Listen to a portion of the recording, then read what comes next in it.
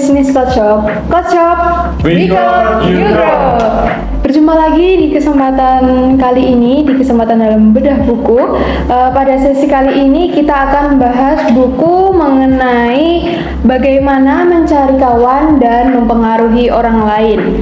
Nah, sebelumnya saya Via ditemani dengan dua rekan saya, Kak siapa Kak? Saya Alex. Oke. Saya Urul. Oke, Kak Alex dan Kak Urul akan membahas khususnya di bab 3, di mana untuk bab 3 ini membahas mengenai bagaimana membangkitkan minat pada diri orang lain.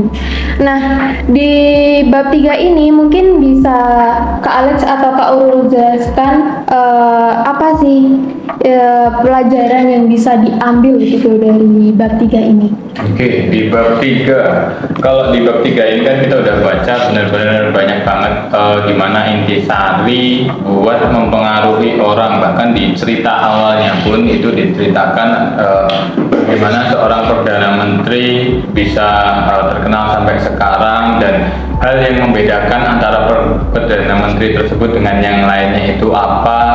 Jadi adalah bagaimana cara dia mempengaruhi orang lain. Jadi ketika kita bisa mengambil sudut pandang, contoh kalau saya mau ngobrol sama Mbak Upi sama Mas Alex, ketika saya ngobrol pun saya juga nggak akan ngobrolin tentang apa yang lagi saya senang atau apa yang saya pengen ngobrolin, karena ketika saya ngobrol kayak gitu juga pasti orang-orang juga gak akan tertarik.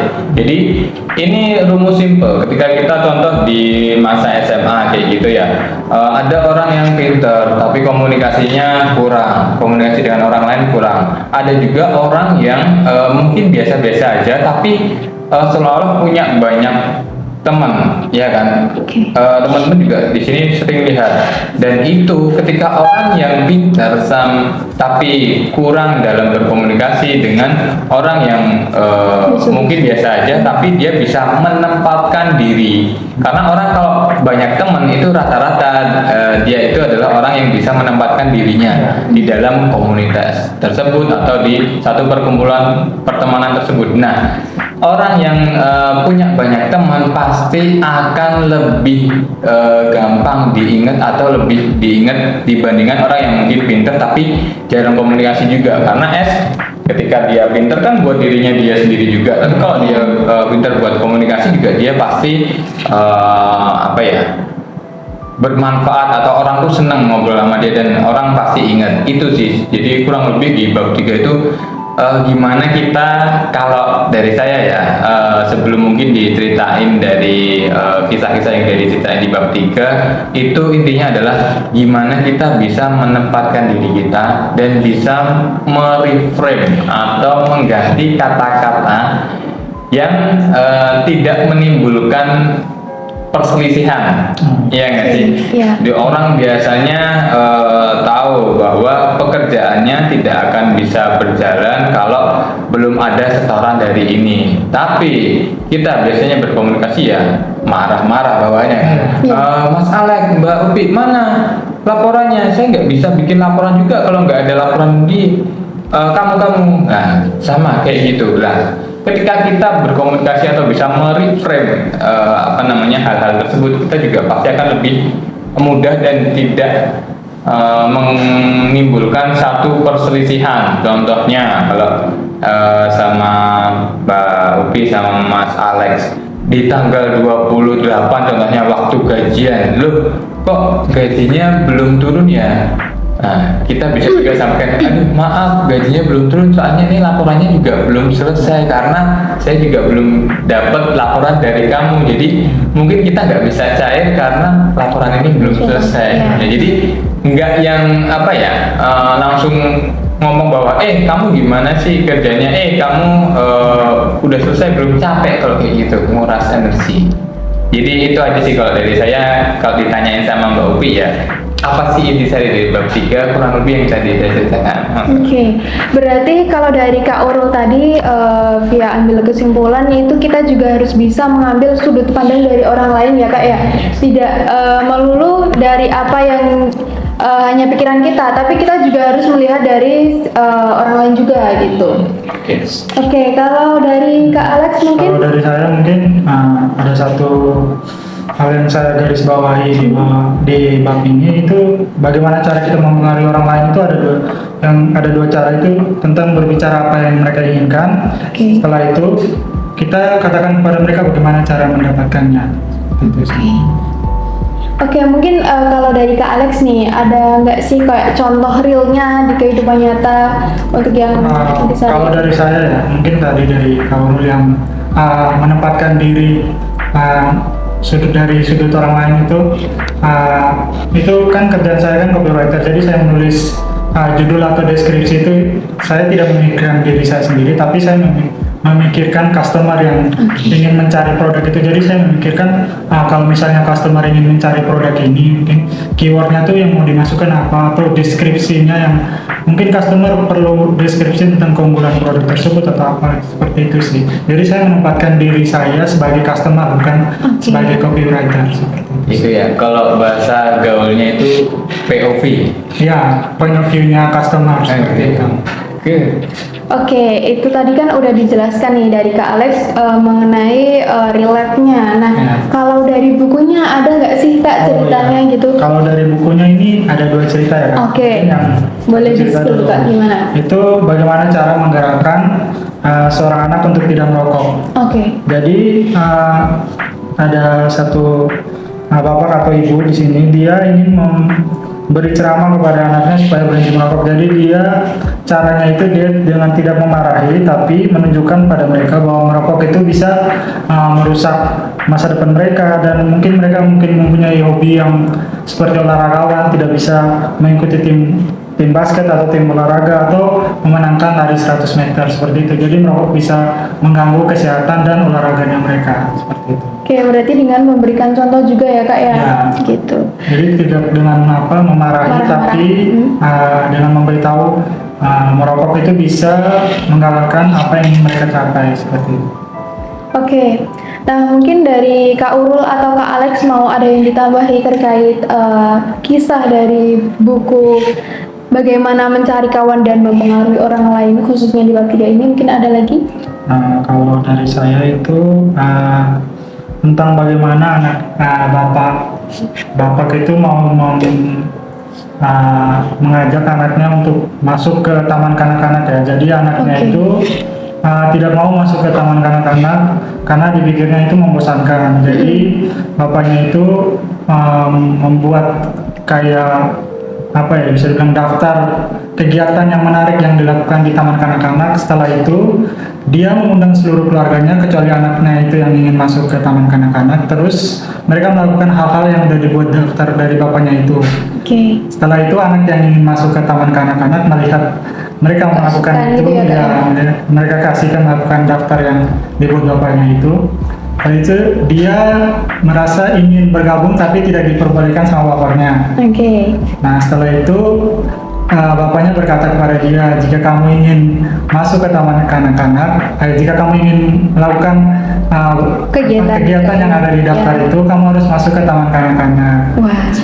Seperti itu. Jadi keesokan harinya pada saat bapaknya bangun, itu anaknya sudah bangun dan ingin cepat-cepat pergi ke taman kanak-kanak karena ingin melakukan kegiatan tersebut, seperti itu. Wah, berarti ini si ayahnya ini juga memberi contoh atau juga mengembangkan minat Ya. si anaknya ini biar dia tuh secara nggak langsung mau untuk pergi ke taman kanak-kanak gitu ya Kak ya. Seperti itu. Nah, selain itu Kak, dari Via sendiri sebenarnya juga ada cerita sih mengambil dari buku Bagaimana Mencari Kawan dan Mempengaruhi Orang Lain ini. Jadi kisahnya itu si Michelle Whedon namanya, dari Waukegan, Rhode Island. Dia itu seorang wiraniaga wilayah untuk perusahaan minyak gitu. Ya.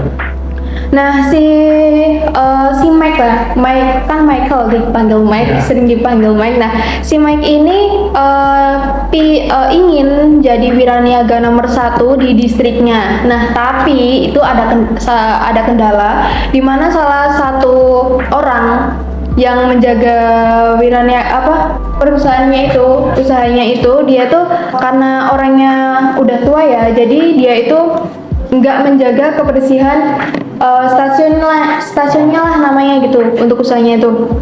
Nah, sehingga mengakibatkan untuk usahanya ini jadi itu turun pendapatannya. Nah, akhirnya si Mike ini karena udah bilang sama si kakek tuanya ini dan kakek tuanya menolak, nggak mau. Terus akhirnya si Mike berinisiatif untuk bilang sama manajer langsung. Nah, tapi ketika bilang sama manajer langsung, si manajernya itu menolak juga. Nah, setelah bilang langsung juga ditolak, terus masih melakukan bicara dari hati ke hati gitu. Nah, tapi setelah bicara dari hati ke hati, ternyata si manajer ini juga tetap menolak dan nggak setuju. Nah, pada akhirnya si Mike ini mengambil langkah dengan cara mengundang si manajernya ini untuk datang ke distriknya yang alatnya dan fasilitasnya udah maju, dan ketika si manajer ini datang survei gitulah istilahnya, manajer ini terpukau karena fasilitasnya udah good banget gitu. Nah, Bersih juga ya. iya, bersih juga. Nah, terus setelah itu si manajer ini mau. Jadi dengan kan kita tadinya si Mike ini udah minta-minta tapi dianya nggak mau. Nah, dengan kesadaran dari manajernya itu, dia setelah si Mike ini survei datang ke lokasi kakeknya ini, dia udah bersih, terus untuk penjualannya juga udah meningkat gitu. Nah, kalau diceritain kan bisa diambil bagaimana si Mike ini menarik minat dari Pak Manajer supaya mau melakukan intinya Perubahan. Iya, perubahan yang baik gitu. Mungkin bisa saya tambahin, itu mungkin nyambung ke kalimat awal saya tadi ya. Nah, mungkin bagaimana kita menginginkan sesuatu dari orang lain itu dengan cara mempengaruhinya itu dengan menunjukkan kepada mereka bagaimana cara memperolehnya. Mungkin dari tadi yang ditunjukkan tempat yang bagus tadi ya. Iya.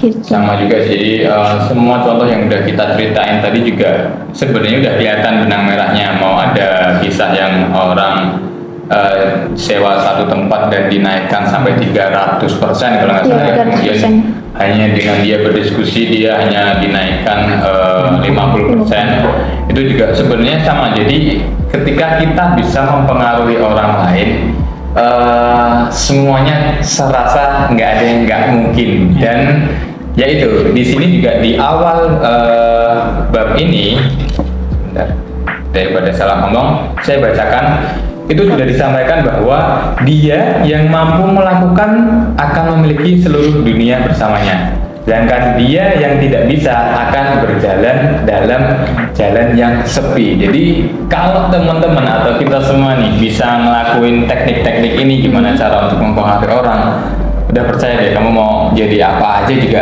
bisa.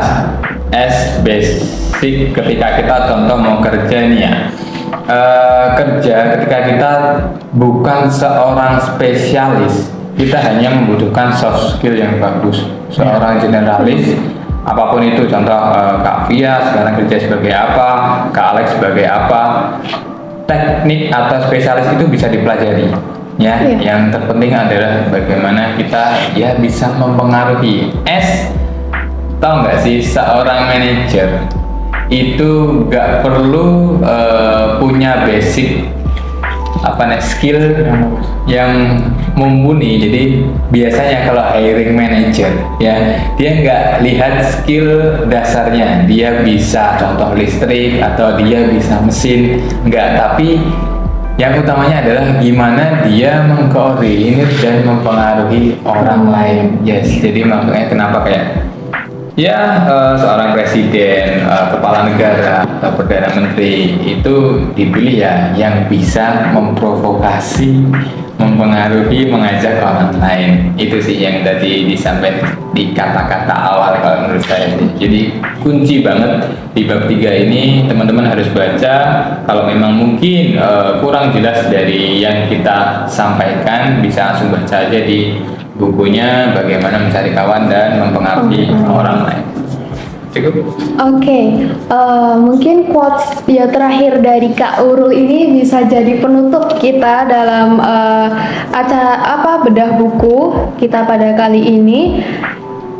Sebagai penutup, kami dari Coach Shop Indonesia ingin memperkenalkan produk kami yang membantu usaha teman-teman semua bisa lebih maju. Di sini kami mempunyai produk-produk seperti scanner, printer barcode, printer kasir, printer ID card. Nah, semuanya kita ada, pokoknya bisa langsung di-order aja gitu. Nah, baik, sekian pembahasan di bab 3 ini dengan judul bagaimana mencari kawan dan mempengaruhi orang. Oke, saya dan rekan-rekan saya mengucapkan terima kasih. Terima kasih. Sampai jumpa.